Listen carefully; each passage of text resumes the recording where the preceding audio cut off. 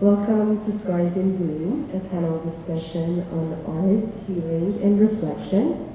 My name is Saghi. I'm the Associate Curator at CICA Vancouver, and it's an honor for me to be moderating the panel for today. Before we begin, I want to acknowledge that we are gathered on the unceded and ancestral territories of the Musqueam, Squamish, and Tsleil-Waututh nations. These lands have long been a place of gathering, storytelling, and creativity for Indigenous peoples, who continue to steward and care for them. As we engage in this discussion on art, healing, and storytelling, it is important to recognize the deep histories and knowledge that exist in this place, and to reflect on the ways we can foster connection, learning, and care through our creative practices. Today we will be exploring the role of art as a vessel for self-reflection and collective healing, how creative expression helps us process emotions, navigate personal and shared experiences, and connect with ourselves, each other, and the world around us. I'm incredibly honored to be joined by three remarkable panelists who bring unique and deeply meaningful perspectives to this conversation. And my apologies because of my voice. I've been a little bit sick, but pulling through, here we are, the show must go on. A little bit of introduction about our panelists. Daisy Parris, whose work we're all surrounded by. Daisy is a painter whose works explore the depth of human emotion and experience. Through bold text pieces and large-scale abstract paintings, they confront feelings of grief, vulnerability, identity, and self-exploration. Their work is both raw and poetic, balancing intensity with tenderness to create a space where personal battles and triumphs unfold. Originally from Kent, UK, Daisy lives and works between London and Somerset. Rosemary Georgeson is an Indigenous storyteller, playwright, and filmmaker from Coast Salish and South Lieutenant, whose work is deeply rooted in her family history and the shifting landscapes of the West Coast. Born and raised on the Galiano Island, Rosemary grew up in the commercial fishing industry before turning to storytelling as a way to bring youth, elders, and ancestors together. Her work spans theater, film, and radio, with projects such as CBC documentary Women in Fish and her latest installation, The Water We Call Home. She was the 2014 Storyteller in Residence at the Vancouver Public Library and has received numerous recognitions, including the Vancouver's Mayor Award for Community Arts. Through her storytelling, Rosemary carries knowledge forward, fosters connection, and creates space for healing. Wang is an art therapist and clinical counselor whose work is deeply rooted in making mental health care accessible for queer, BIPOC, and disabled communities. A 1.5 generation Chinese-Canadian immigrant settler, Shu's relationship with art and healing began in childhood, learning Chinese watercolor painting and calligraphy from their grandmother. Their early experience shaped their understanding of arts as means of self-expression, emotional processing, and personal growth. Today, their therapeutic practice focuses on curiosity, play, and the creative journey rather than the final product, embracing the messiness, lightness, and discoveries that emerge through making. So I'm just going to start with the first question. The first question is for you, Daisy. Your work is deeply emotional, both in language and physicality. We see words like sorry appearing across your canvases, layered and sometimes obscured. And the surfaces of your paintings are often scratched, carved, and reworked, revealing traces of the past while building something new. Could you share how these gestures, whether through language or physical mark making, relate to your emotional process? Do you see your work as a way of processing feelings, reflecting on yourself, or expressing what words alone can't? Yeah, I definitely have always used my work as a way of expressing my emotions, and a lot of the time I don't have the words to do that. This feels like a text-heavy show to me, so it's funny to say often I don't have the words, but that's where the colours and mark-making, gestures and texture come in. So I think there's an interesting relationship between abstract painting and putting text on it. And there's, it's often about how much I reveal in the text, how much I edit out, and how much to take away.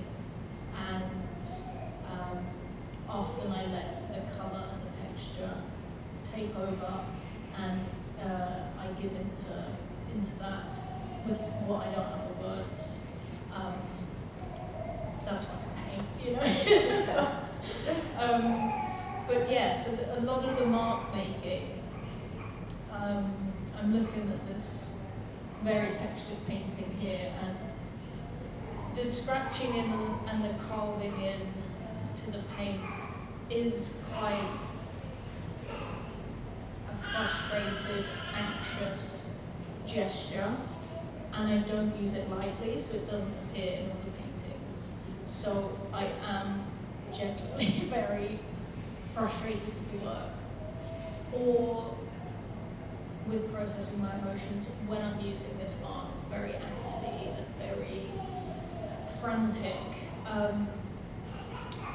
and it often happens during the most frustrating part of painting, and my emotions are so intertwined with painting. I live for painting, so it's hard for me to separate the painting process and what I'm going through emotionally. So the paint really does explain how I'm feeling, and I'm just being taken back to a time when I was painting this, and it was so ugly and awful, the process of it. And you can see how many colours are underneath. You know, at the top you've got this garish, radioactive yellow, and the whole painting was that colour. And I just looked at it and I just thought, what have I done? Why have I done this, you know?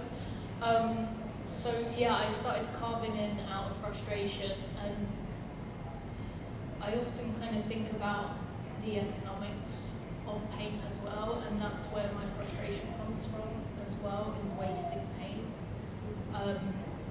So the carving back in has helped me kind of realise that none of the paint is wasted, none of the process is wasted, and the paintings have kind of been through as much emotional turmoil as I have been through, you know, with processing side by side, and to kind of dig back in and reveal the past, as you said, reveal the past layers, and all of it has its place, and it's all relevant. So that's what I'm thinking about when I'm making those gestures and trying to like weather the canvas. You know, sometimes I do get lucky and get some of it right first time, but that hasn't happened lately.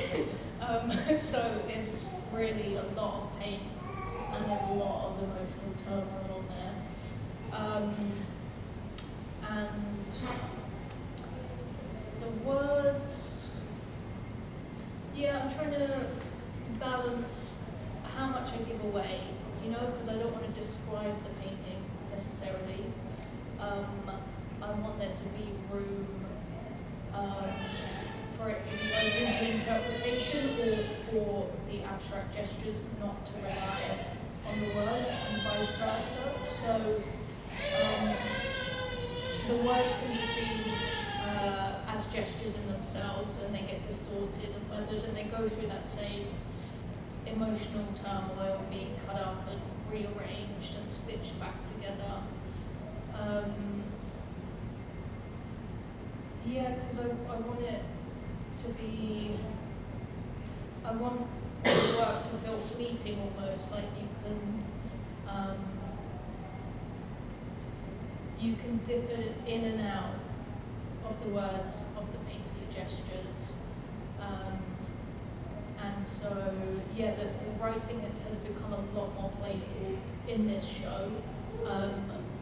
Usually I would just use this dark green colour in my previous work for the writing, and it's quite formal and structured, but they're really becoming more distorted and playful. And I think that relates to sort of like where I am emotionally at the moment. I'm trying to be more playful because it's quite difficult for me to go to dark places all the time when I need to paint and process emotions, and actually that's not healthy for me. So this is quite a light show to me, you know? Like when I saw everything happen, I walked in the door, I was like, this is a really hopeful show compared to like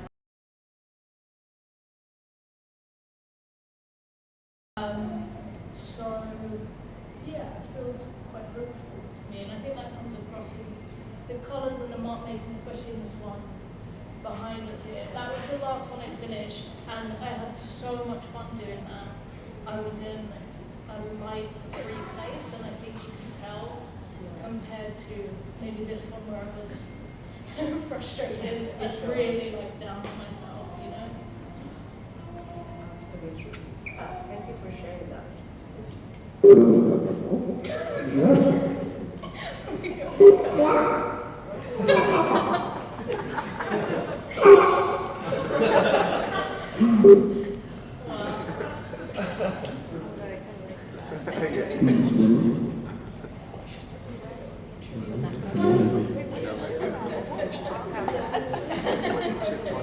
That's an expression. I like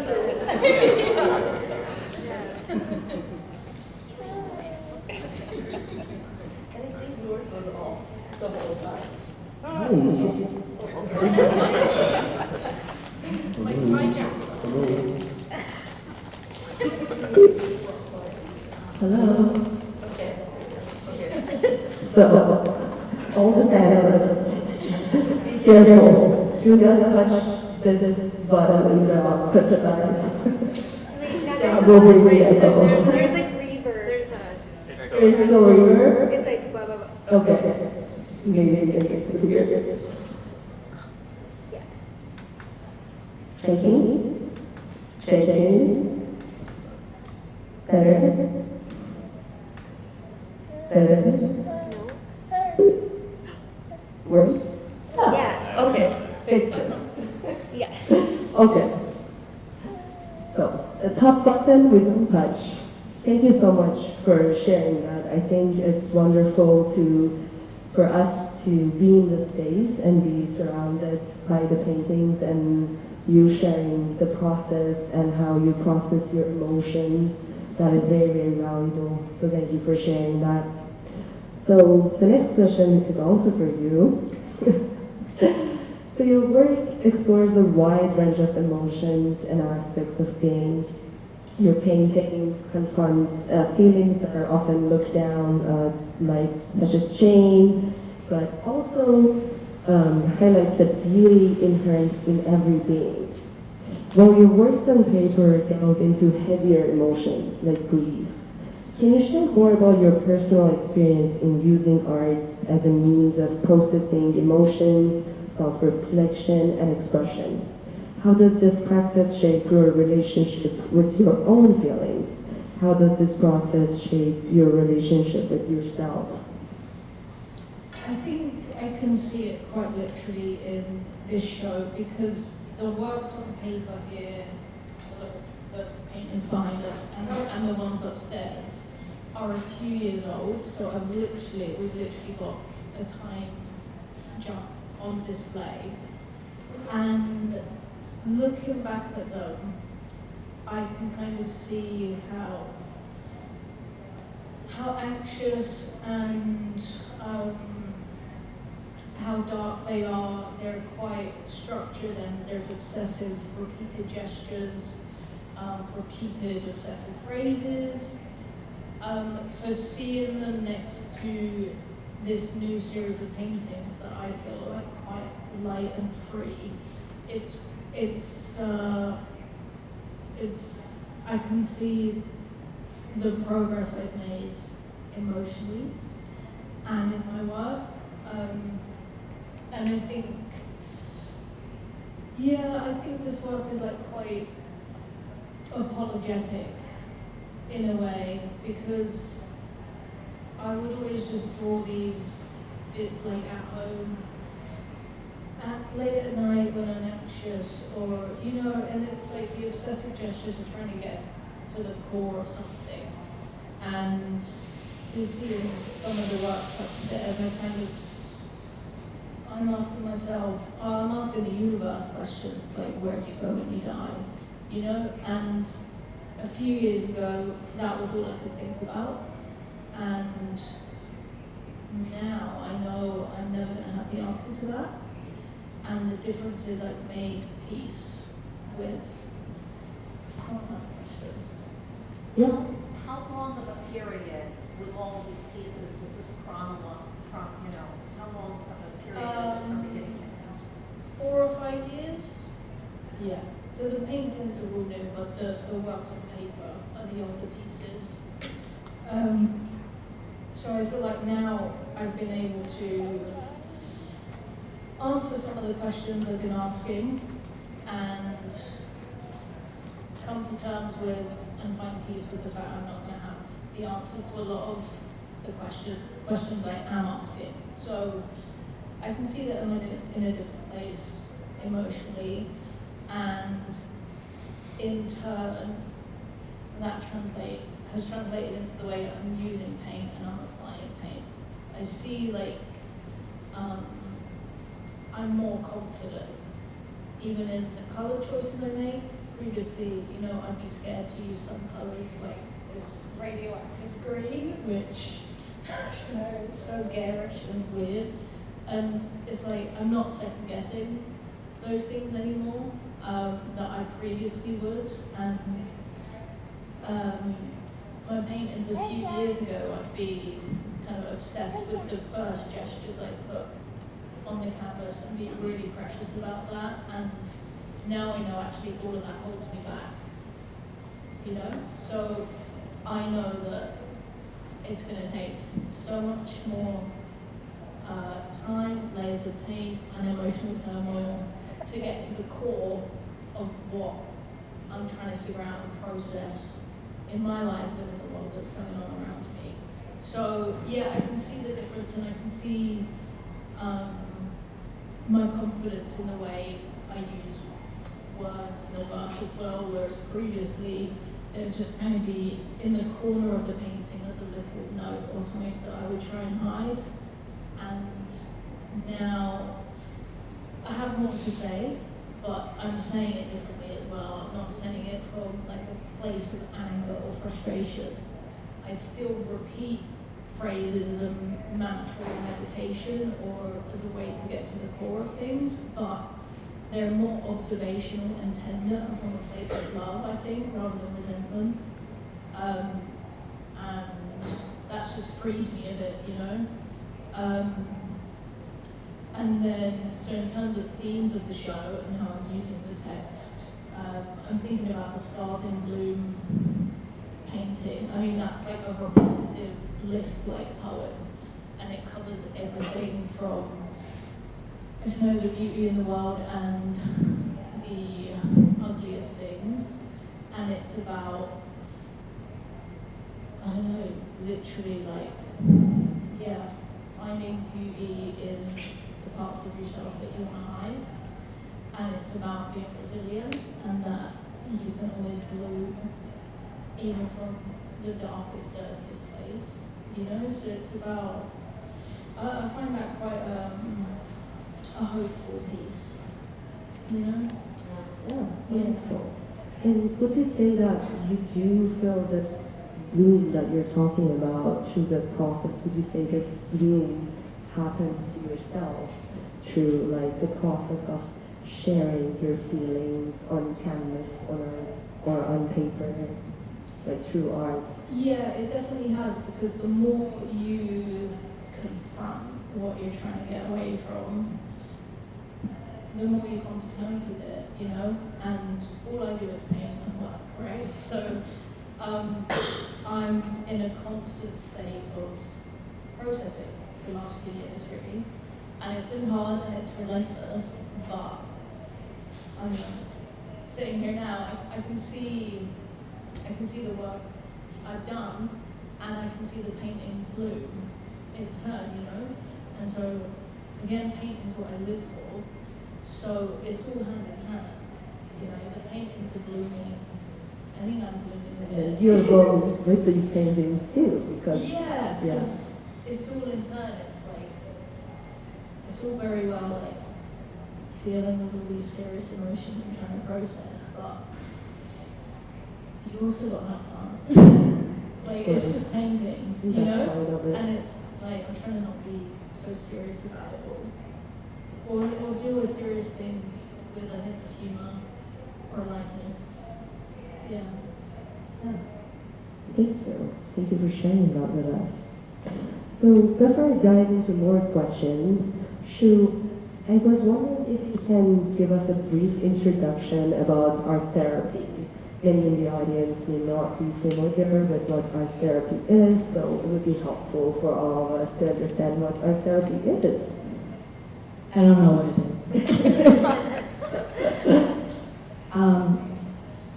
Well, I think Daisy answered that for all of us. I don't know if anybody have heard what they were just saying and not understand how art is not inherently therapeutic. So I come from a background where art is therapy. I learned art making through witnessing and making art with my grandmother, who is a self-taught artist. So nobody in my family is formally trained. Art in my culture is accessible in that people make it. You don't go to art school for art, you just make art.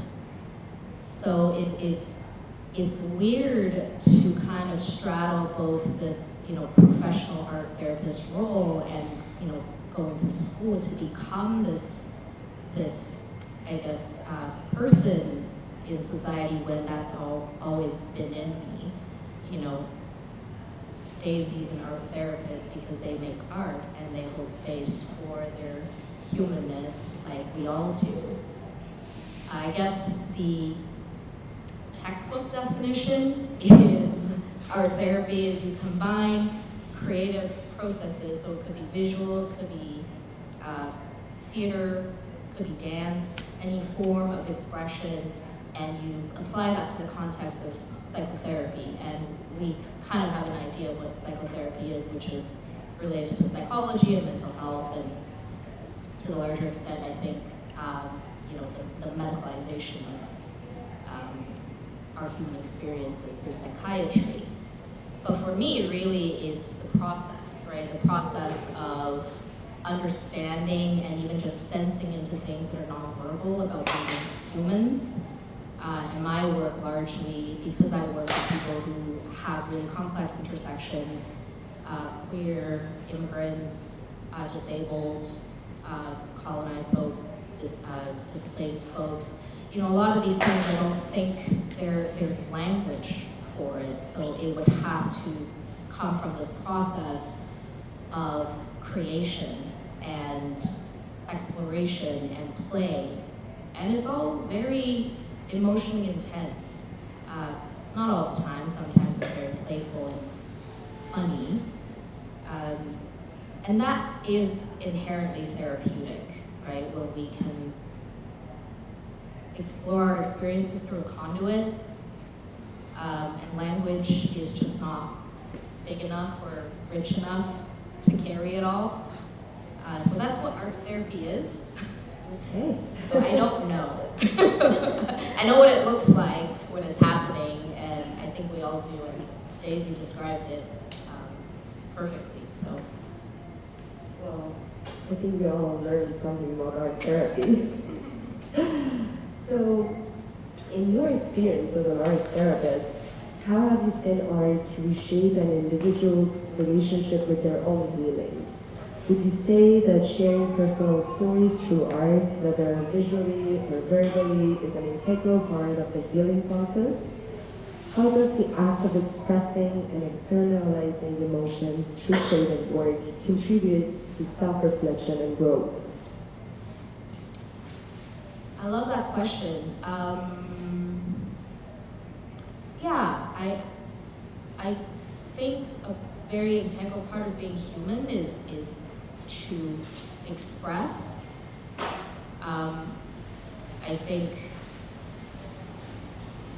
think through expression we also can witness and reflect on what we're seeing. It's a very different experience to have, thoughts and feelings and sensations that's internal, and once you have it expressed and it's visual and concrete, it kind of is transmuted, it's almost like magical, I think. I often think about art as, transmutation, as, you're making magic, you're making something different in that process. So I don't see how that's, it cannot not be healing, it is healing. And healing, I think I talk about it in a way, is not so much like to get better, which for me seems really limited. Healing for me is enrichment of some sort, right? It's the process of becoming whole, maybe, which is very different from your mainstream psychotherapy definition of healing, which is you feel better, but really you get better at feeling and you get better at holding space for all parts of you, for all parts of us. And art is a conduit to help create that and make that process happen. And I really love what Daisy said. Through their painting and their art, they get to know the parts of them that might be really hard to accept and look at, right?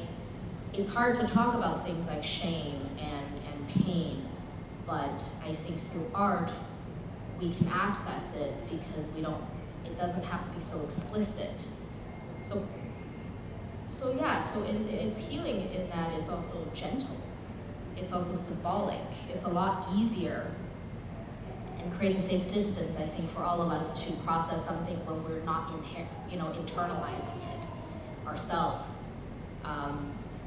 And we get a lot of agency in that process because we can decide how close we want to be to that experience and how far we want to be. I'm really excited to hear about the storytelling aspect because I think storytelling serves as a beautiful vehicle for that. And I play some D&D, so that's just kind of like an art process in itself because you get to live and role play as a character that has aspect of yourself, right? And that's the distance where you get to experiment and play with those parts of yourself that you may not get to live out in society and in your everyday life. Yeah. Does that answer the question? It does. Yeah, okay. It does. And it answers so many of my other questions Okay. in my mind. Good. So Efficient. Thank you for sharing that with us. Thank you. Rosemary, your work as a storyteller, playwright, and filmmaker is deeply rooted in connecting youth, elder, and ancestors through storytelling. From your perspective, how does storytelling contribute to healing and resilience, both on a personal level and within communities? How do you see the role of shared stories in bridging generations and fostering collective healing? Can I use my big house voice? Yes. Thank you. Oh, I'm sorry. I might ask you to use the mic because folks who are joining online okay. can only hear through that. Green button? I think it's already on. Okay. Yeah. I've never thought of myself as a storyteller.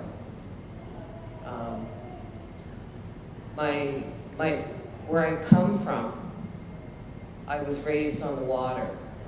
My first steps were on a boat. My people from here have always been on the water.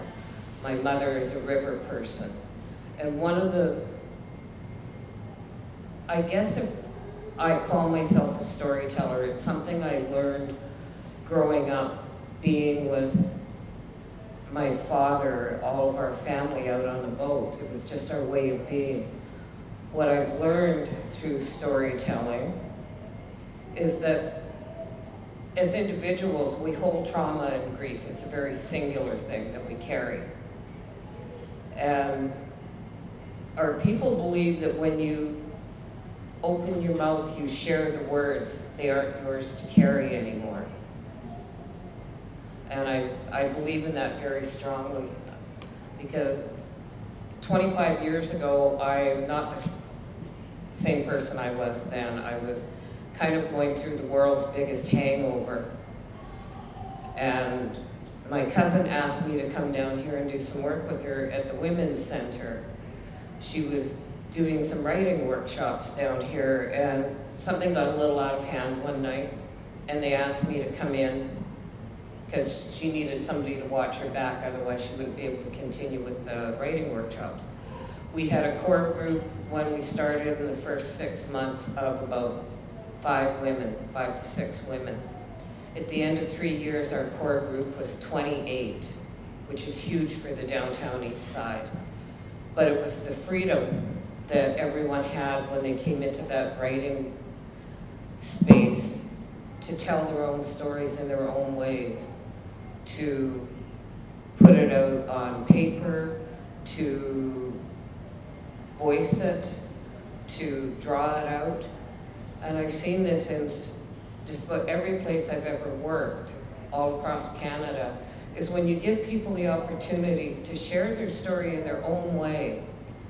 And usually they're stories that have never been spoken, never heard the light of day. And you see the change, the shift in their body,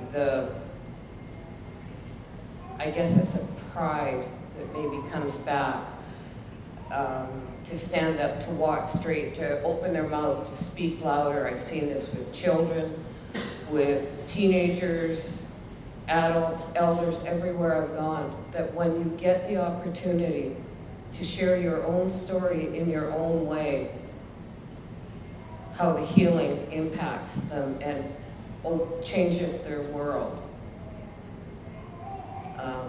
The youth that I've been working with for 10 years now came into our group when they were very young, 6 years old, and they're, instead of being angry youth going into the system, we caught them at a younger age and we worked through the arts. My friend and I were both artists. So they're telling their stories, and these youth are becoming young leaders and not those angry youth in the system that you hear about from age 13, 14 on. They're going in, they're moving on, they're going to higher education. I don't work in Indigenous communities. Shouldn't say I only, but the majority of my work is with my own people, and to see that strength and power come out in youth, who are usually pretty closed-mouthed and never want to talk, are going, hey, wait a minute, no, this is how I want this story told. And they're telling me, oh, great, that's the power of art and storytelling, to give freedom back to people that are carrying things that are sometimes too unspeakable to carry. Sounds very beautiful. And it's wonderful to witness how art from an individual experience like Daisy to group experiences like you mentioned can act as a tool, as a catalyst for healing, for processing, for sharing what we might not have the words to share. And I think that's what has gathered us around today, that power of art, and I think that's beautiful. So, Daisy, your works explore themes of pain and emotion, often confronting deep personal feelings. Have you found that audience connects with your work in a way that makes it a catalyst for healing or self-reflection? I mean, healing, as she said, is a very complex process, but sometimes all it takes is a small nudge. Do you see your work as offering that nudge, and how do you perceive the role of audience in relation to your work? Firstly, I have to not think about the audience while I'm making work, because otherwise I will get really anxious and shy and censor myself, and I won't do anything honest. So I kind of have to block the audience out during the process, because it's a process for me, ultimately. And then I know things like this are coming, and I have to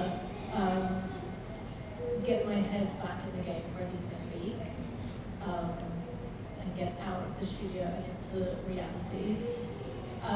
But I do think about the audience in the sense that, yeah, some people do need a little nudge, and I look to art for that, that nudge, or that art that asks a question that allows you to get into the more complicated, complex questions. So I rely on art for that, and I think about what it means to ask the audience to read a painting, like literally read a painting, because I don't look at paintings to read, and I don't go to galleries to read. That's just not how I'm programmed. So I know that's a lot to ask the audience, but I hope that I'm quite generous and sensitive and tender in what I'm writing, or sort of like offering, holding a hand or something, a gesture of like, we can start the conversation together. We don't have to talk about it now, but you can go home and talk about it or think about it, as I often would do. And I think also another way in is through colour. So I think colour says a lot of things we can't. And often when I'm stuck or frustrated or lost, I ask myself, what colour haven't I seen in a long time that I would really like to see? And that's how I get back into painting again. So I do rely on colour for guidance, and I think that's a way in for the audience as well, And also I've just been thinking about the weather, because obviously the show is about the weather, and sort of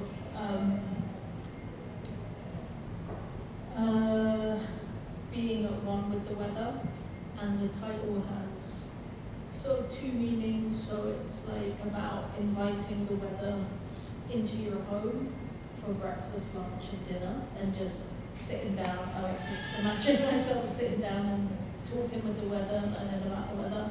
And then it's also about like consuming and devouring the weather, and having the weather become part of you and becoming part of the weather. And I think everyone can relate to the weather, and it's not always quite what it seems, So for me, I get really depressed and sad on sunny days, because I don't know what to do with myself on a sunny day, because you're expected to be happy and productive and stuff, So I think the weather is a universal language that we can all relate to, and the landscape and the weather are always blooming, and I like to think of that as a kind of metaphor for humans. We're always changing, and the weather can be really scary sometimes, but you have to learn to exist with it. So I think the way into this show is through the weather for people, and I know Canada has some. Yeah, I think people in Vancouver can really relate to Yes. what you're bringing in Yeah. with this show. Yeah, and it's interesting because we went from like a personal healing process through art to reflective and through like, I think what comes out of it seems to be the neutrality or like the common points that we can find, the like you said colors, so maybe those colors, like the feeling that the color can kind of grow in someone when they look at a painting, a piece of art, and perhaps that can be that much that person needs sometimes. Yeah, and colour can be a way into, it can evoke memories and feelings of nostalgia, you know, it can be that little, yeah, I can't describe it with words, but visually it sends you somewhere, you know? And so if you open up yourself to colour, what colour could do, that in turn, colour will hold your hand through the processing of emotions and the healing that you need to do. I really believe that. And yeah, I always look to colour for support, really. That's such a beautiful way of putting it too, like. Yeah, I think it can change your whole mood and your whole day if you just open yourself to colour a little bit, you know? And you can control the colours you see, well, especially if you're an artist, you know, it's like, I'm going to do yellow today. And that doesn't necessarily have to mean you're happy and you're joyful, it's just you're opening yourself up to something brighter. You know, you can change the way it's going to affect your day. So I use painting to do that a lot. Yeah, I think that definitely, like, the audience can definitely resemble with that as well when interpreting an artwork. Yeah. That's wonderful. So, back to healing a little bit. Shu, healing is not always a linear process. It can be layered, it can be personal. From your perspective as an art therapist, how does the act of creating hold space for emotions that might otherwise feel difficult to process? How can engaging with art, whether through making or viewing, help individuals navigate emotions that it may not yet have words for? Heavy hitter question.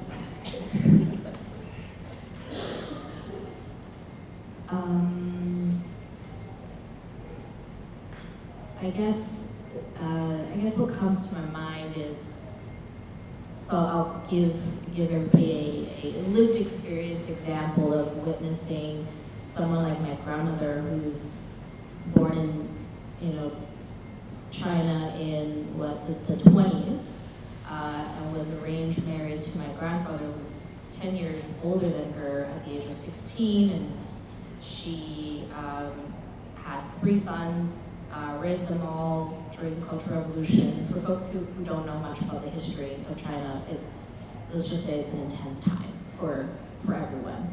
And so she raised me as well.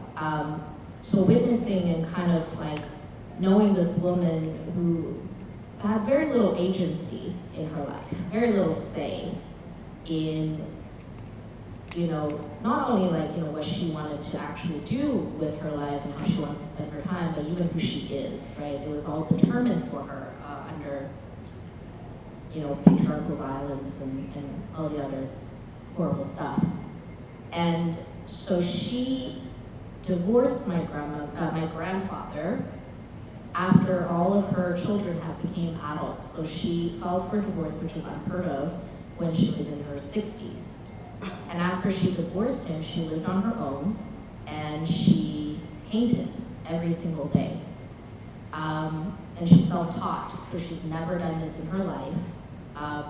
So I was watching this woman without, I was very little, without speaking any words, and I could see that was her way of healing, right? That was her way of really living her life and perhaps getting to know herself for the very first time at the age of 62. And nothing was ever openly acknowledged. That's just what she did. And she didn't care about societal norms. Everybody in the family was telling her that that's a bad idea to leave my grandfather, nobody will take care of her. She didn't care, it didn't matter. And so she lived the remaining years of her life every single day painting. And when she passed away, I think she had thousands and thousands of paintings in the house. And all of that was wordless. You know, all of that healing that she did was wordless and intimate and private.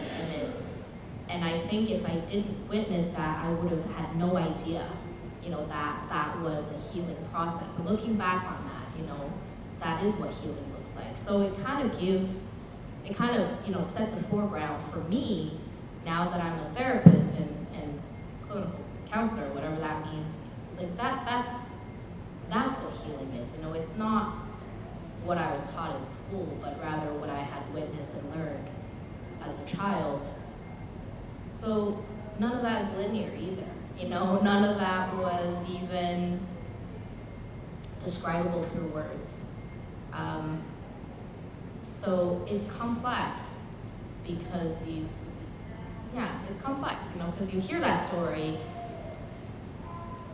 you know the meaning of it. I think it resonates with everybody on an emotional level without making it into a narrative. So that's what I saw. And in my work, that is what I try to hold space for, is that nothing has to form necessarily a narrative with a beginning, middle, or end. It could just be a process of coming into oneself. It could be silent. It could be, it could be very also not glamorous either, nuanced. Definitely, you know, not marketable, right? That's a really boring story. That's not. There would be, if you made a movie about it, it wouldn't be a blockbuster hit. It's not a hero's journey at all, right? It's very ordinary, and that's how I learned it, and that's for me what some of the most powerful moments of healings are. Is you get to know yourself as a human being through these very quiet acts that nobody gets to see. That's a great answer. I think, Daisy, I felt like you have something to share about that. Yeah, I was just going to say, healing actually takes a lot of discipline, and your grandmother reminded me of myself actually, because it's that daily domestic ritual, and you have to put the work in to heal. You can't chase premature healing, but you have to be open to that it's going to be a long process, and you have to put the work in to confront what you're going through. And just the repetitive nature of painting and the drawings just reminded, they resonated. The ritual and ceremony in that. Yeah. The repetition of that. And so, Daisy, would you say that, like, when you work, because she shared about how it's about the process, not necessarily about the results, and how the results might not be even presentable because, like, it's not about the result. How does that resonate with you when you are creating, like, in your own process, like, or maybe in the beginning, was it about the result? Was it about the process? Did it change? In the beginning, it was less about the result because no one was buying my work and no one was buying my work. So now I have I have to be mindful of thinking about the result too much, but it's really hard to battle with that. But I think I'm in a good place with it now, where I'm giving the work the time it needs. You know, obviously I have to be practical, there's deadlines. I have to meet deadlines, right? So that puts a lot of pressure on me to make something that is showable. And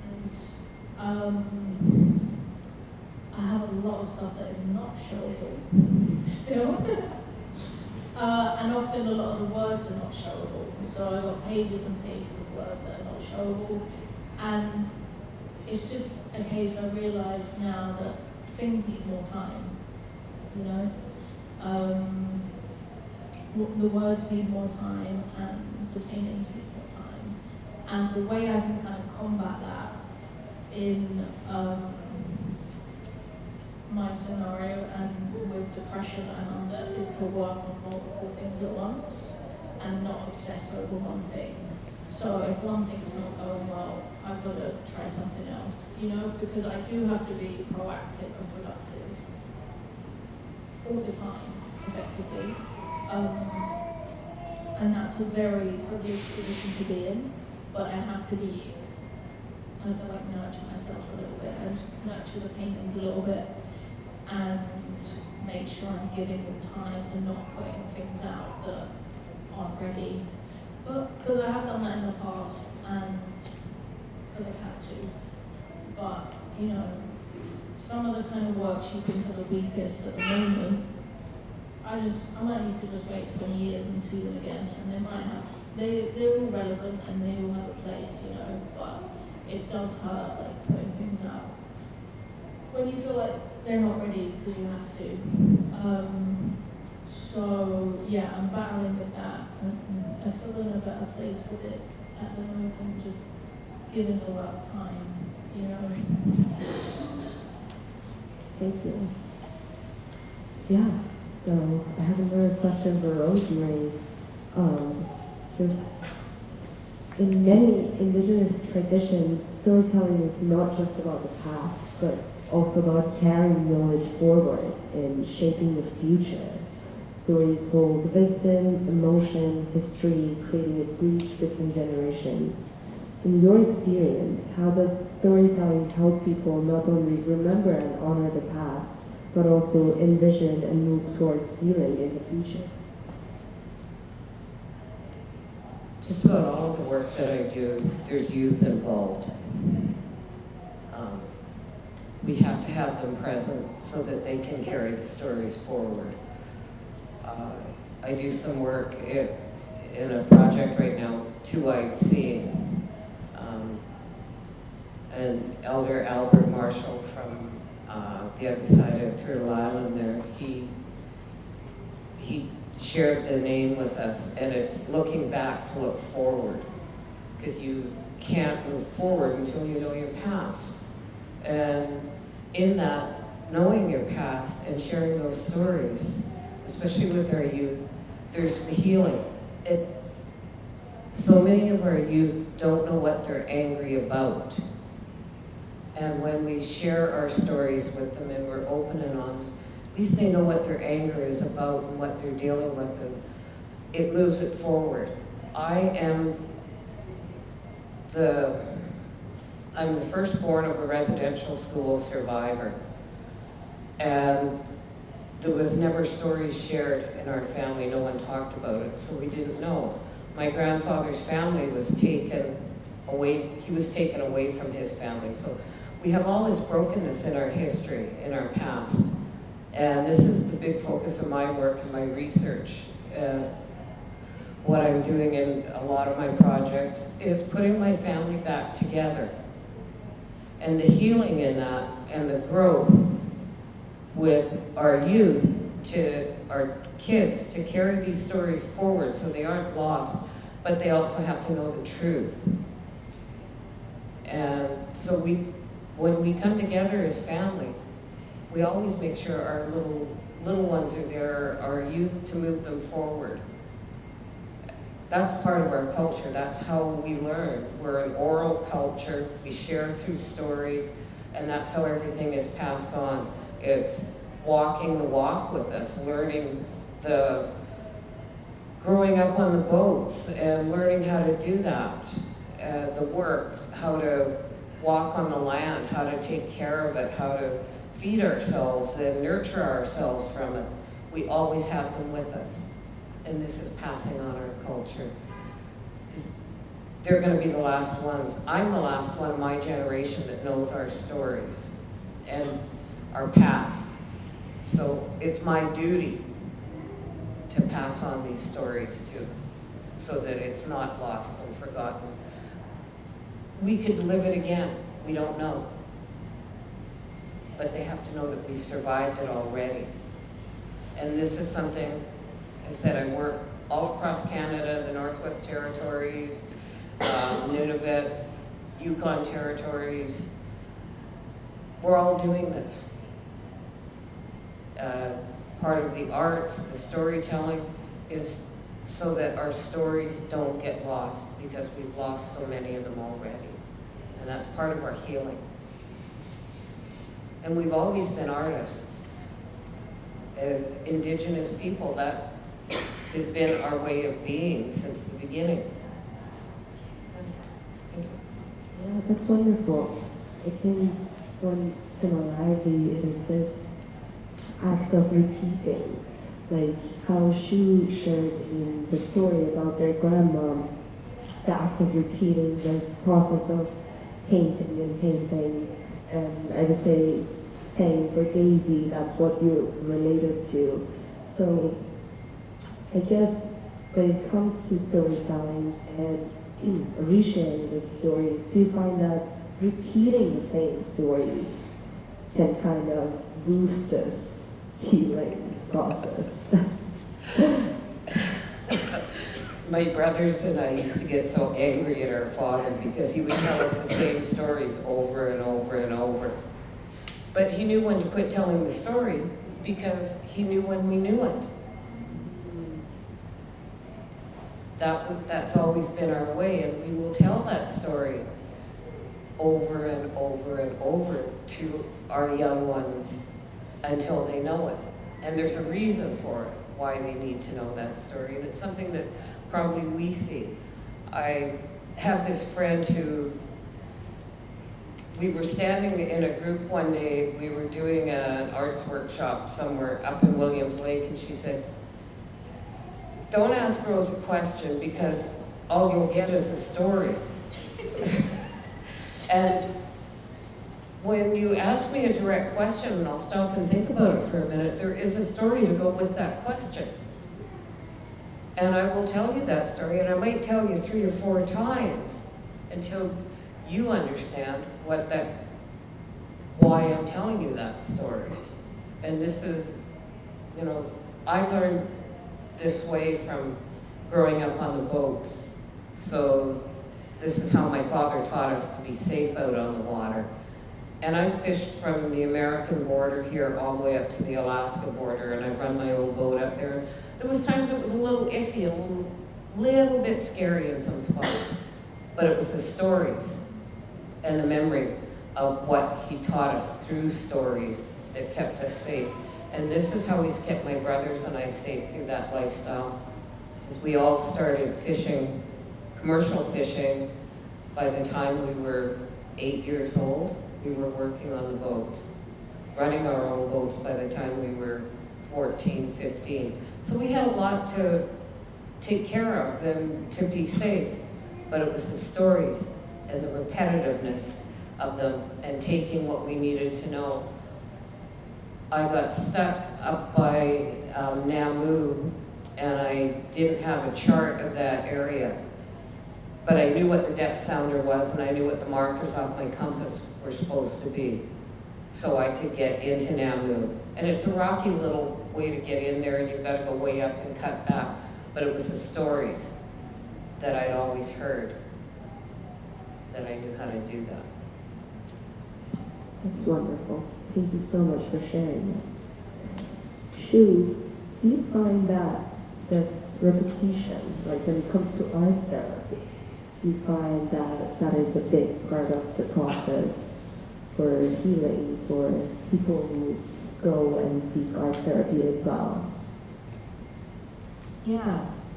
I one time heard another therapist say that repetition is very soothing, actually. And I notice in my work with clients who have very deep-seated self-narratives of not being enough, fundamentally flawed, riddled with shame. And one of the ways we create a counter-narrative, self-narrative, is through repetition. And that doesn't have to just be words. It can be through art as well. I have witnessed clients make repeated symbols, right? Like similar themes will emerge over and over again through different iterations, using different medium. And it reminds me of, you know, how lullabies are so soothing, and how so much of what we find calming is in the back and forth, the lullaby, even in movements when we soothe children and babies. I think it has this regulating quality to it when we can visit experiences, whether through words, movement, art, image, over and over and over again. Every time it feels a little bit different, and that's where the transmutation and the magic happens. And that is the healing process, I think, is cyclical. Sometimes it feels like a Sisyphean curse because you're doing the same things over and over again. But every time, you know, you push that boulder up the hill, it is a different experience. And I see repetition as well in breaking cycles. You know, I work with clients who, you know, I self-identify as cycle breakers, you know, kind of being aware of the repetition, being aware of the patterns that have shown up over and over again in their families. And so the repetition sometimes is not always about healing, it's also about awareness, it's also about knowing oneself and kind of realizing what's actually always been there. Yeah, so it's a big theme. It's a big theme, and it's, yeah, that's how it is, I guess, in the healing process, yeah. So I guess this is my last question for Daisy. Do you sometimes find yourself repeating the same thing on the canvas or on the paper when you're creating art? Yes, and I was just thinking about, it's always scary to do something for the first time, even in painting and drawing, right? So the way I can kind of come to terms with a new gesture or a new color that's come up or a new phrase is by repeating it. And it gets to a point where the more you repeat it, the more you know your craft. You have your tools and you know how to use them. And then in turn, that opens it up for this kind of the ideal place in painting, which is reflective and when you lose yourself and is almost meditative. And you can't do that unless you've gone through the repetition process of learning your craft and your tools.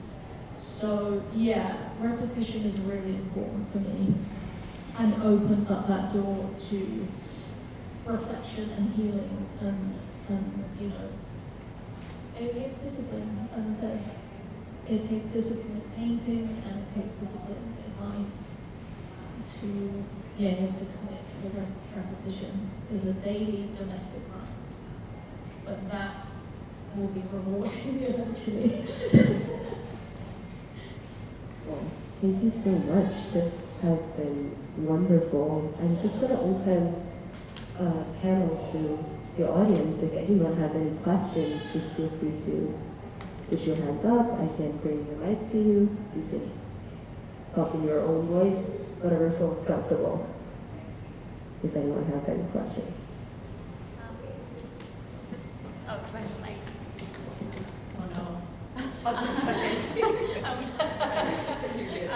This question is for Daisy. I was just wondering what artists that you look at, or if, you know, it changes as your work changes. Yeah, I have my core people, like Francis Bacon, Blinky Palermo, and Bronnie Horn, who the latter two both make work about the weather a lot, so they've been a big influence on this show, even though often when I'm working, I don't look at other people's art, because it will get in my head and then I'm scared I'm going to copy it, and I just overthink it all, right? But I know their work so well in my soul that their work has always been with me and kind of held my hand through this show. So yeah, those are my people. Thank you.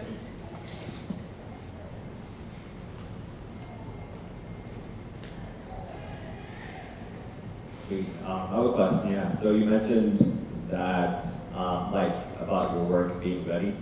How do you know when your work is ready, or how do you assess that? It's just a feeling, really, isn't it? And trusting that even if it feels different, often I find that when I'm a little bit surprised by what I've done, that's when I know it's ready, or that's the feeling I'm looking for, because then I'm still questioning and trying to figure out what I've done after it's made. You know, it keeps on giving, and I'm still learning about why I did something. And often that comes from my favorite place, which is late night frantic painting. And then I come in the next day and I'm like, whoa, what have I done? So I don't get that feeling all the time, and I have to rely on knowing my craft and knowing my composition and my colours and stuff. But yeah, I hope for the feeling that I'm surprised. And then also I've been thinking about like actually leaving a painting a little bit unresolved, because that gives potential to it. It gives potential to the viewers, it gives potential to me to still try and learn and understand what's going on. So a little bit of unresolved is good, you know, because it keeps asking questions and it doesn't tie it all up nicely. You know, there's a bit of tension in there.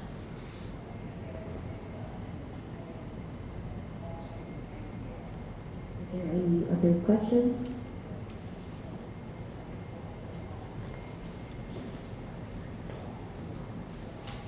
Thank you very much. That was really cool. Really lovely. What was I? Oh, I really love the idea of the weather. I was recently on Instagram or something, and someone was talking about how using the weather is like a really nice way of evaluating like danger, like social dangers or something, like small talk, getting into figuring out if this is going to be like an okay place to get a little bit deeper, I really love that as like a hook to into the paintings, because I feel like abstract work, there's like a guard up there kind of implicitly, so having that as a point of access is really interesting. The thing I wanted to ask a question about is like the distance between abstraction and figuration in your work.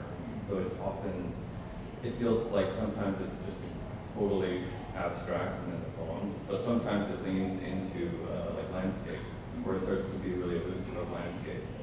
And with the weather, it's very like evocative, coming together in affect. And here, like in Vancouver and on the West Coast, we have like a particular history and relationship with landscape painting, because we're like on unceded lands, because landscape is like one of the default genres of painting. It's just like that history is really rich. And I know that like UK has a really, really long, exceptionally rich landscape history as well. And I'm just wondering if you can speak a bit to maybe just, give me or us some insight into, ideas in Somerset around like what's going on with landscape, or just how do you think about landscape in your work? Yeah, so I moved to the countryside in Somerset about 2.5 years ago from London, so it's been a huge change from being confronted with concrete literally in my face all day, every day.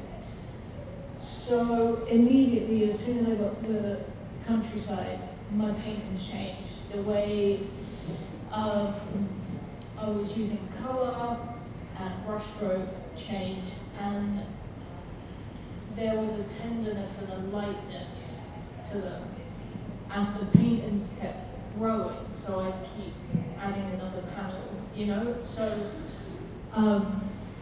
it changed the work, and it changed my mental space, and I felt light and free, and therefore the work felt light and free. And my studio is on farmland, so I can't help but be confronted by the weather in a way that I've never been confronted with before. So I literally day to day see the landscape change and bloom, and I see the seasons for what they are. So recently it's just been like very like storms I've never encountered before, and I'm in the storm and I've got nowhere else to go. I'm isolated, you know, and that's what I have to deal with. And then the next day it might be the sunniest blue skies. So I'm confronted with the extremes of weather quite a lot. And I found it scary, but also really comforting as well. And yeah, it's been a new process for me to learn about the weather in this way, where there's no escape from it. You have to deal with it, and if the electric goes out, you have to deal with that. You know, there's no distraction sometimes, and you have to deal with there being no distractions. So therefore, you have to just be alone with yourself and the weather, you know? Visually, the sound of it, the feel of it, the smell of it, all of it is heightened in the countryside. So naturally that has seeped its way into my work, and just the quality of light, the natural light, is just magic. It's magic seeing it all, and it's changed the way I see colour and the way I paint.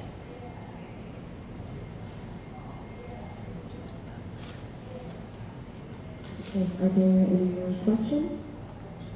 I'll go on. I don't need the mic. Okay. For Rosemary, so obviously you come from a rich tradition of storytellers and storytelling, and a rich past. How have you found room to tell new stories or stories from a new perspective? And how have you found that experience and like that whole process of giving your perspective through stories to a rich landscape of traditional stories and inherited pasts?